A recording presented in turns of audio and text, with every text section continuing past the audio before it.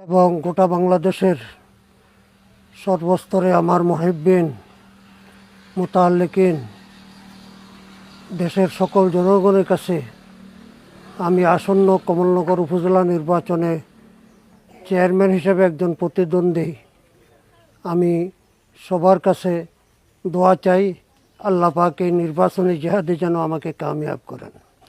আমি জেহাদের জন্য বললাম, আমার এই নির্বাচন ঘুষ দুর্নীতির বিরুদ্ধে।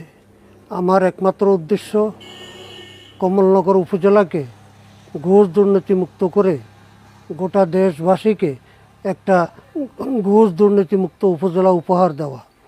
আগামীকালকে নির্বাচন অনুষ্ঠিত হবে ইনশাআল্লাহ। আমরা আমাদের চেষ্টায় ত্রুটি করি নাই।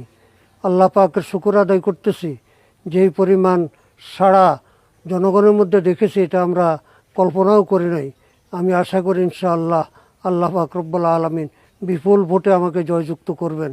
দেশবাসীর কাছে আমি পুনরায় দোয়া চাইতেছি, আল্লাহ পাক যেন এই অন্যায়ের বিরুদ্ধে, ঘুষ দুর্নীতির বিরুদ্ধে আমার এই নির্বাচনী জেহাদে যেন আমাকে কামিয়াব করেন।